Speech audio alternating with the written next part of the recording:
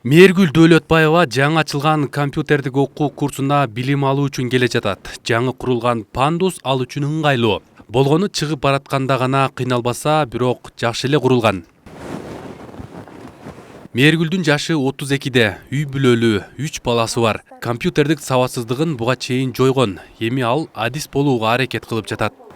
Курста окуп атканбыз, анан ошондо окуп атканда ошо бир эже бизге анкета берди.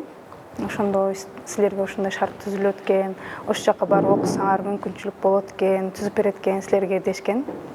Ошо анкетаны толтуруп, анан ошол жерге келип калдык.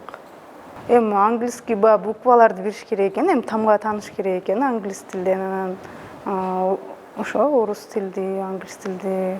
1-класстан 8-класска чейин үйдө окуган, апам окуткан. Анан 8-класстан 11-класска чейин мектепте окугам. Мүмкүнчүлүгү чектелүү жарандар көбүнчө үйдө болгондуктан адис болууну кыялданып жүрүшөт. Анткени мамлекет аларга шарт түзүп бере албайт. Бул окуу курсуна кабыл алынган студенттердин кыялы эми мынтип реалдуулукка айланып, келечекте мыкты адис болууга мүмкүнчүлүк пайда болду. Сыртка чыгыш үчүн бирөөнү жалдаш керек, бир жака келиш үчүн бирөөнү жалдаш керек дегендей. Бул бул деген өзүбүздү камсыздаганга чоң мүмкүнчүлүк да. Азыр 21-кылым го. 21-кылым деген бул технологиянын заманы.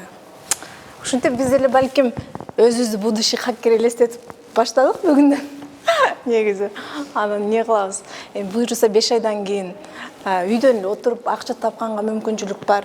Бул окуу курсу Оштогу технологиялык окуу жайдын базасына ачылды. Жалпы 16 студент билим алып жатат. Студенттер уюштуруучулардын атайын кеңешмесинен өтүп тандалып алынган. Мекеменин технологиялык факультетинин окутуучусу окутуп жатат. Анын айтымында 5 ай бою алар веб-сайтты түзүүчү курсун окушат.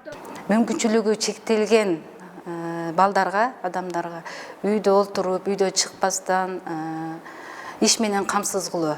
Бул 5 айлык курсту окуп бүткөндөн кийин сертификат алып чыгышат. Ошо сертификаттын негизинде интернеттен заказ алып алышып, иштеп акча тапканга ыңгайлаштырылган, үйдөн чыкпастан.